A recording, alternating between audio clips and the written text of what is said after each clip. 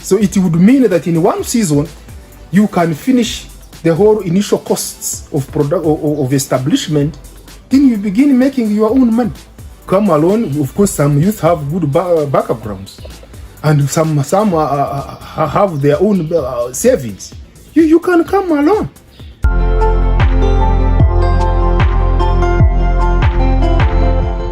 My name's Sunday Justus.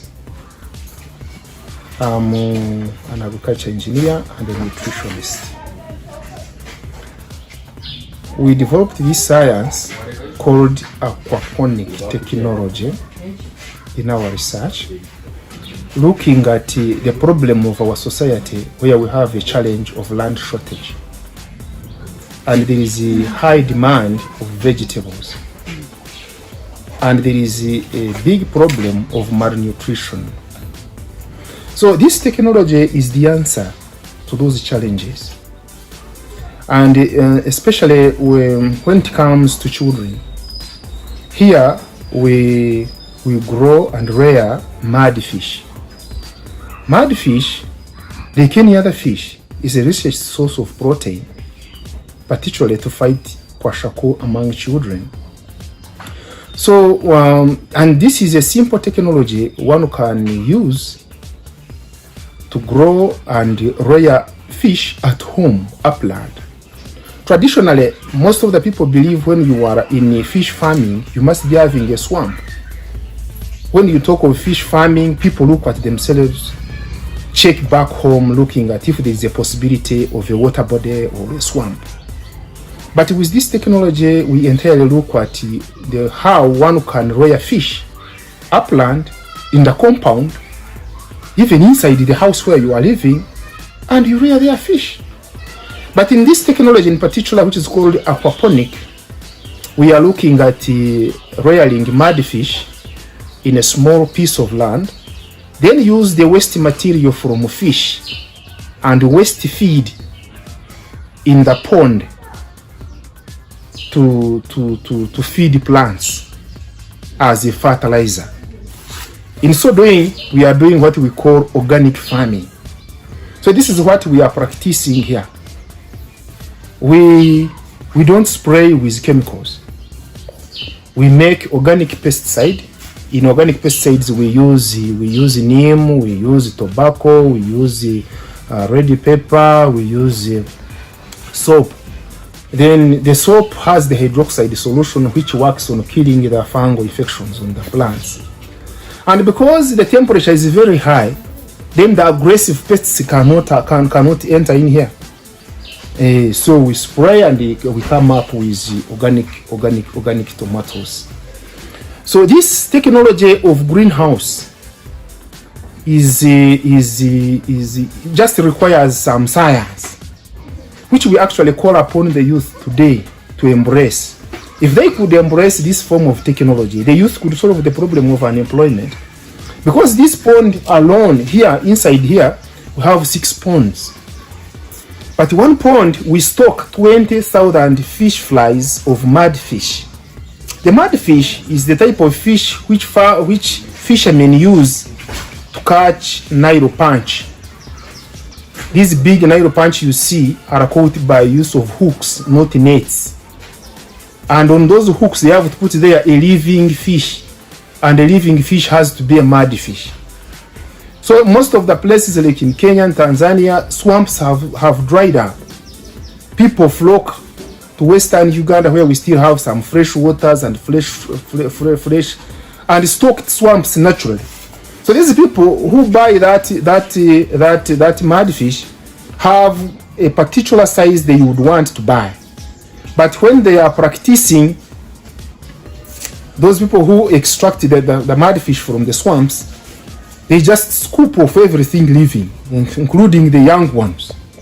And so when we go to their collecting centers, we find them stuck with the young ones there. Then we get them from them at a cheap price, of course. Then we bring them here and then rear them. And we formulate feeds using cooked food. We formulate fish feeds using cooked starch, because the alimentary canal of a fish is shorter than those of the birds and animals or ruminants. So we prepare the food of the mud fish by steaming it. We can use sweet potatoes, we can use bananas as source of starch, then we use proteins. The proteins we use the soybean and maggots. You will see the maggots. We rear black soldier flies. We have the garden here where we rear the maggot, the black soldier flies to give us maggots, which we use in the fish. So in the course of making feeds, we can train someone how to manufacture the feed at home and using the kitchen refuse or what one can grow on your farm itself, such that the whole technology is done at home without financial constraint. Now we stock 20,000 flies. Flies, I mean the young fish. And when they mature in 4 months, we sell each at 500 shillings. So the 20,000 we can fetch 10 million. Now, like when we have these 6 ponds in this area of 30 feet by 60, we can harvest 60 million. Now, if it was to be a group of youth doing such a project, there is no way they cannot alleviate poverty. Only what we need to do is to embrace the technology and to fight poverty. What we would need most is a desire to, as a number one, mindset. Someone to begin with a sense of believing that I think I need this.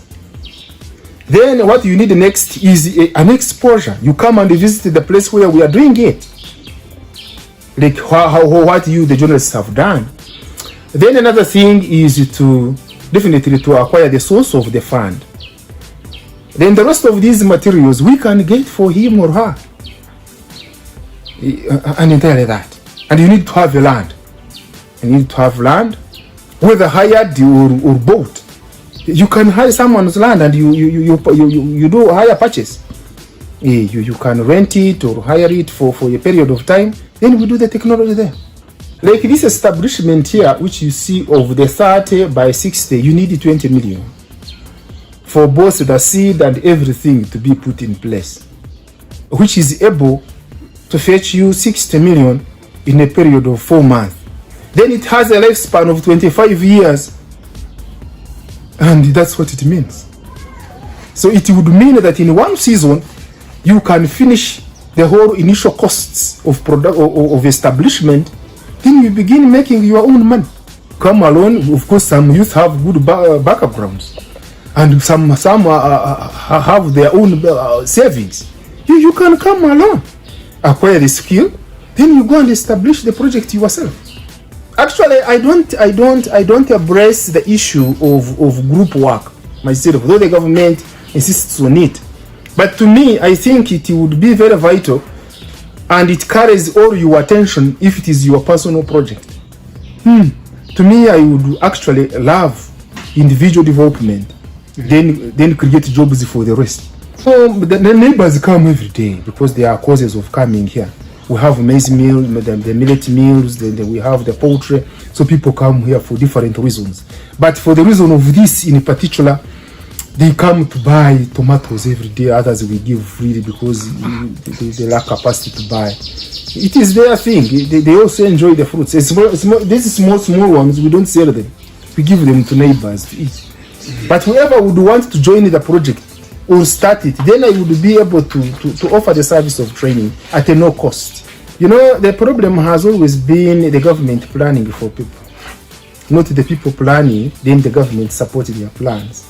But if it was to be the reverse of the act, where they would ask the people to write their proposals, then they let those people with a clear vision be funded to attract others to work, it would have served. You know, poverty begins in the head, and you cannot alleviate poverty from someone. It is someone who struggles to get out of poverty. So if they would be looking for hustlers, they say, we have money here, we want to read your mind. What do you have? Then the people write their interests or their visions. Then they support their visions. then the problem would be solved. But this issue of saying we bring the 100 million to the parish, it is not different from that one which was of the parish, the village models. You heard of the village models. None of the village models is not poor after all those years and after all those things that were put there.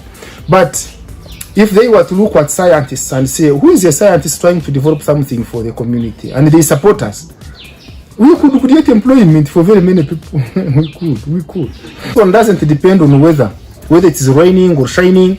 It doesn't depend on that. The water, you must have a stable source of water, definitely, if you are to go greenhouse farming. And the water comes by either you carrying it or it comes by pumping. So the issue of climate change may not affect this science. If the government was in to intervene, one was to create, the thing of training farmers has now ceased. Where we had NADs, where people with knowledge would apply to go and train other farmers, now the government does not put in money. And you cannot do something successful unless you are trained how to do it.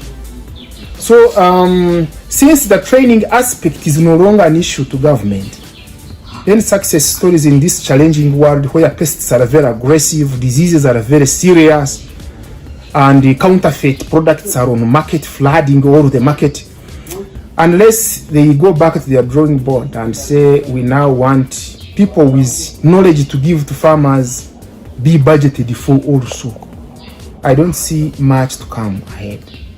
But if they would say, now, if you are able to do this, let us support you, and I start my training center here with these demonstrations, with the help of government, I think we can transform very many people.